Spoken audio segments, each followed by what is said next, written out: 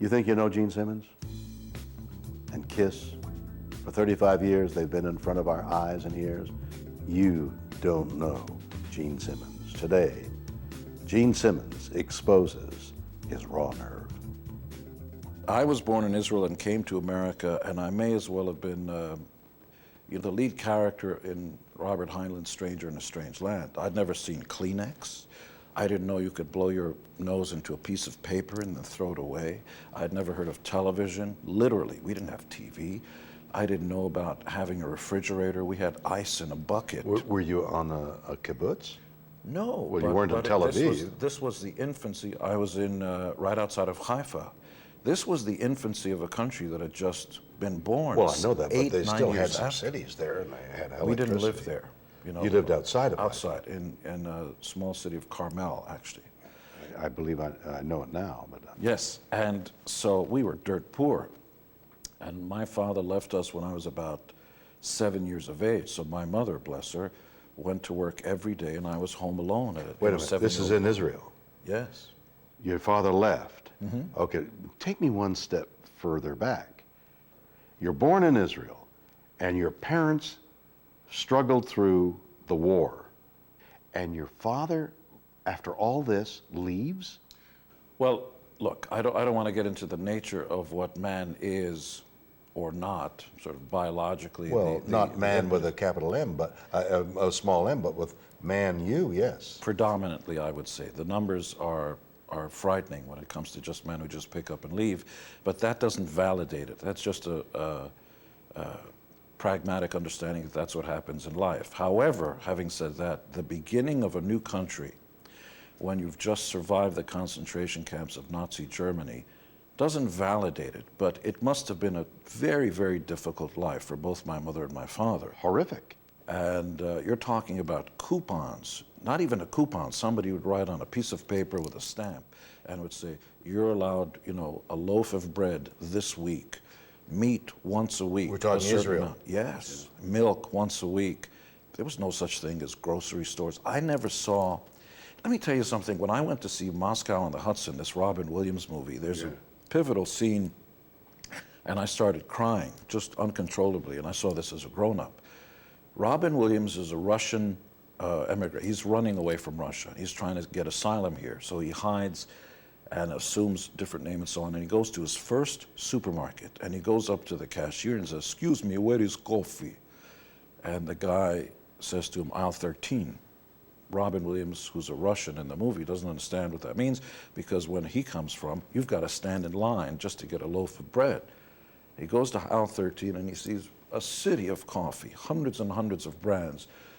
Coffee. He's so overcome by it that he passes out. When I went to my first supermarket, a Bohack's in Flushing, New York, I will tell you that it was like a city of food, skyscrapers of food. To me as a child, I'd never seen or imagined anything like that. They were literally streets of food. We take all this stuff for granted. I never, to this day, because I've got the eyes and ears and the heart of, I remember who I was as a kid. When I go into a supermarket, Shannon will tell you, the mother of my children, I get lost. I just wander because I can't imagine all this stuff, the land of opportunity, America. So don't get me started on America, because we'll go there. But this is fascinating. So that's at 8. You arrive with that background, and you don't want to get into why your daddy left. Of course. Why did your daddy My leave? father left because he wanted other women. He didn't want to be married. And I think in those... Did he look like you, your size? I look exactly like him. So he had this bigger appeal. version. You're a bigger version? He is. I'm 6'2". He was 6'9". Wow. At the age of 8, you're now reaching consciousness. I'm oblivious to all of it. I literally... I don't want to come off as he protests too much or anything, but I didn't know anything. I had a rock and a stick. No exaggeration. And those were my toys. Listen, as a child, as far as I knew, I had a completely happy childhood. I had a piece of bread and jam, and I used to stick tons of it on. I still do. People look at me like a barbarian. It's like, put a little, moderation. You're 8, and you've got a rock and you got a stick. Your mommy and daddy have come from Hungary and the Holocaust, and your dad goes out on weekends and fights for Israel, and your world is complete because your dad is heroic. What a heroic figure. Yeah. Right? And then there's what happens? Then there's a real pivotal moment where Yes. my dad disappears. He literally was home one day, then he was gone the next. Couldn't have given up his son like that. There had to have been something. I don't know. I think it must have been difficult for him to earn a living. He couldn't make ends meet. Did he hold you? All the time. Did he kiss you? Yes. So he loved you. But I think he didn't have a sense of himself. He didn't have the self-respect that men need, the sense of worthiness, what am I besides a father and all that? I believe it's different biologically for men and women. Psychologically, if we don't have a sense of worthiness, I believe a man will self-destruct, and that has to do with what we do. Can we earn a living or can't we? Well, partly, but surely that feeling is given to you by your parents. Of course. If you don't have it by 5, certainly by 10 years of age, you're not going to get it. You've been undermined by your parents. Well, I believe in a very real way, because my father left us. Well, here's what happened. I was 7 years of age. You can't learn this in school. I woke up screaming, crying, scared to death. I remember this as if it was yesterday. What room are you in? There is no room. We have one room. In the corner there's a toilet. Yes.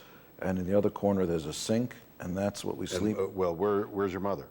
She's working all night. Okay, so you're alone in the room. I'm No alone in the brothers or room, and sisters? it's pitch black. Okay. There's at night, you're not allowed to have lights on. It's total pitch black. Danger. Because of air raids and all that stuff. Okay, so you're alone and you're 7 years old. 7 years of age. Scared to death, crying, angry that there isn't somebody there to come and Yes. pick me up and talk to me and stuff. And I remember going out into the terrace. There was a small terrace, and just screaming, raging, and crying, and scared. Where's my mother? Where's my father? Where's life? Who are you talking to? I don't remember. And there was a realization. I couldn't verbalize it then, but it's the same mantra that I hold to today, and that is, I can't depend on anybody else. That means parents, father, mother, anybody, that if I don't get up myself and do it, it's not going to happen.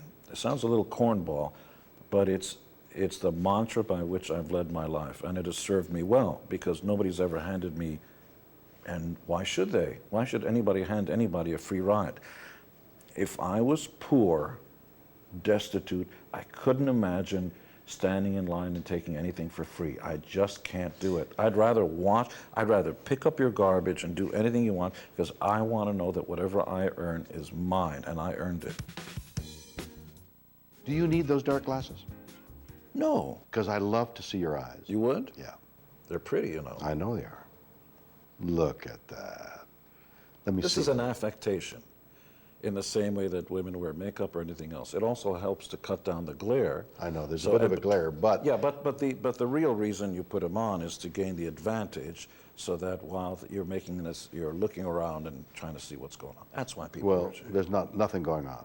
There is nothing going on except my desire to understand you an iota. Okay. Okay, so this philosophy of the joy of life given to you by your mom, Mm-hmm. that's stupendous in view of the way you lived for all those years. All those years. I mean, just think of the darkness of your family's history. Once I came to America, I will tell you that it was beyond anything I would ever imagine. Of You know, that course. thing about buildings and cars, and we had a little country road. I never saw it. I was on another planet. I was with my mother, and I'll never forget this. I was with my mother, and we're standing in front of an official, which in retrospect, I found out was the American consulate in Israel. And my mother is talking to him in Hebrew and Hungarian, because at that point I spoke Turkish, Spanish, Hebrew, and Hungarian. And in broken Hebrew, she's saying to the guy, you know, I want to leave and stuff. And he says, I don't speak Hebrew, and he'd try different languages.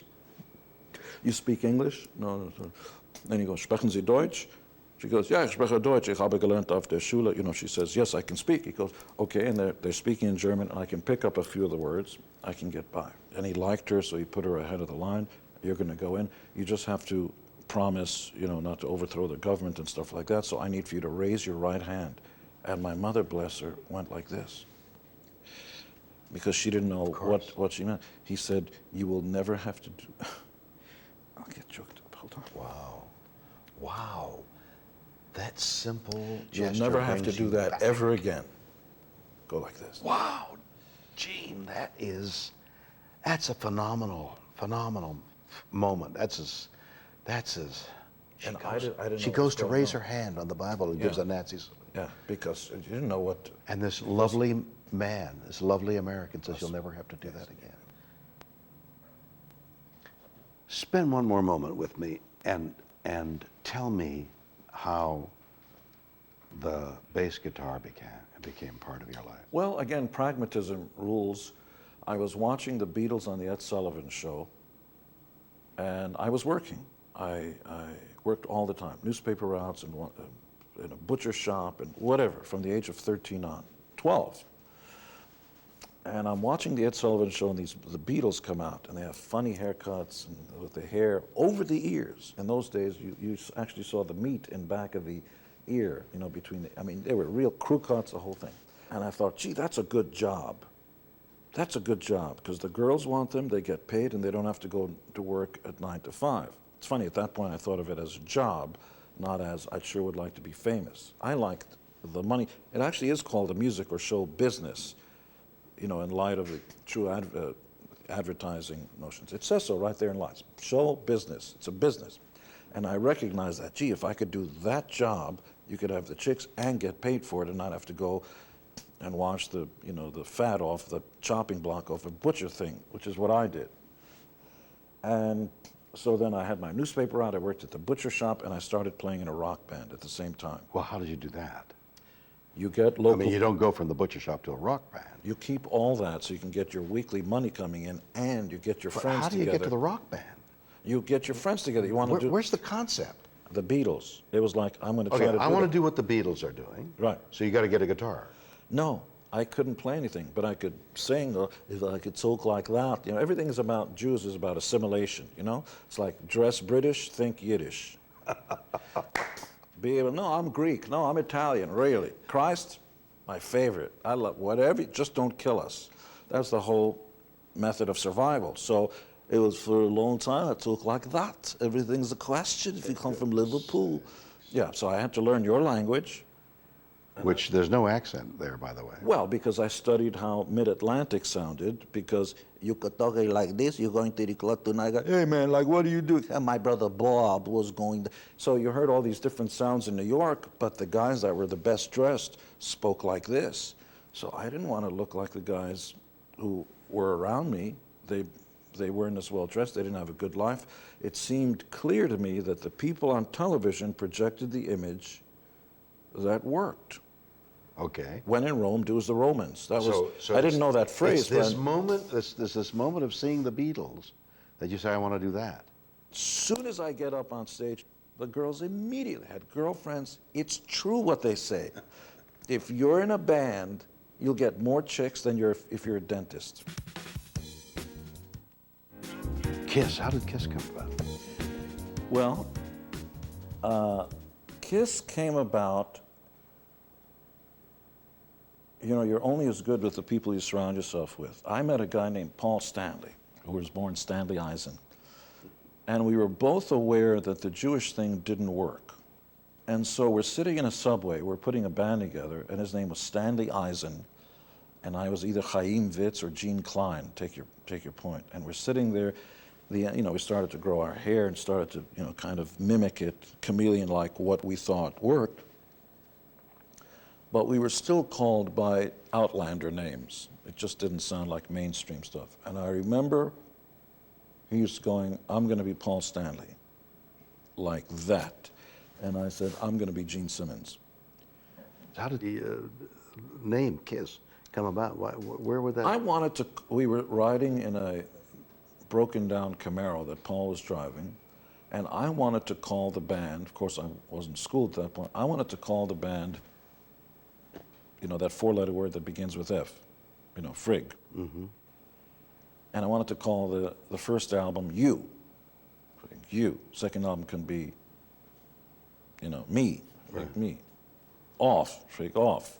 And endless variations of all the things. And who are you going to go see?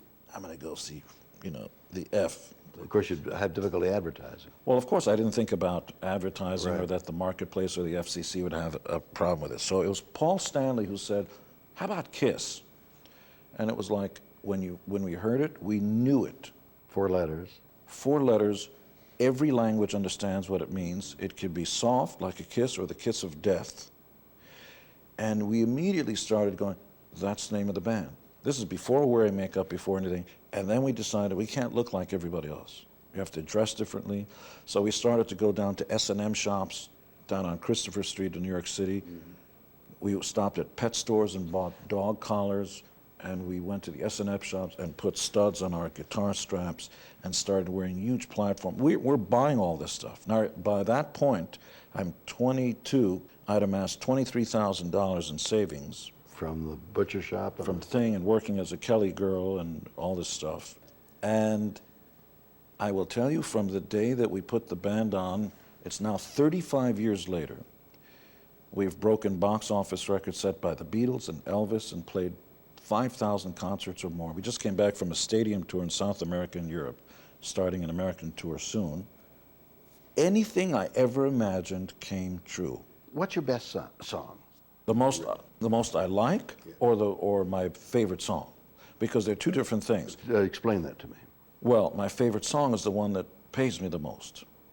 The one that makes the people come and buy the tickets. Which one is that? Rock and Roll All Night. Okay. It is a call to arms. It's known around the world, blah, blah, blah. Innumerable other artists have covered the song. And when people hear it anywhere in the world... When you wrote that... With Paul Stanley. With Paul. When you wrote that, what were you thinking? Pragmatism took over. I had a song called Drive Me Wild. You drive me wild, I'll drive you crazy. It was about a Christine 16. It was about a car.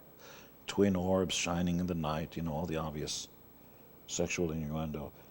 And it was when Paul and I decided to write an anthem. We need a song. Like so you say that? Oh, we yes. need a song. Yeah, like the Brill Building writers, you know. Nat King Cole needs a song. Well, it's got to be a ballad. Okay, so it's got to be minor key, and he's got to be singing. Well, we got to use the word love. So you take all those. Here's what we need: ingredients, like a cook. So that's what we did. And Paul came up with Rock and Roll All Night and Party Every Day. I want to rock. So then you go anywhere in the world and everybody sings that because they're silly words. But I will tell you, when you see 100,000 people, and we just did in South America and Europe do that. Wow. It's like, and you're talking about a guy that never went to music school, can barely sing. What, I mean, if we had the time. I can't read or write a speckle of music. I mean, you're talking musical, you're doing musical terms and musical knowledge that is astonishing for somebody who hasn't studied. It's not what you learn, it's not what you know, it's how you take that information and distill it to make it work. Because if education was the only thing you'd need, everybody would be successful. And yet, when you take a look at the entrepreneurs and the successful people in the world, a lot of them didn't go to regular school. But I never went to Wharton Business School. I have no clue what marketing means. It's like the truck I drive. I know exactly how to get to someplace. I don't use MapQuest. I know how to go places. I have the 30,000 foot, but if you open that front of the truck and talk to me about the engine, I couldn't tell you squat about how it works or what it does. But it's unnecessary. Don't spend the time to learn that. Hire somebody for $50, change my wombat and do it with the cross MIDI hash. I don't care about that. That doesn't make me money. The stuff that makes you the money is the big picture, how to connect the big dots. It's great. Geez, Gene, thank you. Great. You're a powerful and attractive man. We have a concept of a God that is devoid of human foibles. And yet, if you take a look at remember I was a theology major, so it's just an academic question. If God doesn't have human foibles, you shall have no other gods before you. Because if I ever catch you so much as looking at another God, I shall smite you from the face of... Sounds like a jealous bitch. Come on. Sounds like Kiss right there.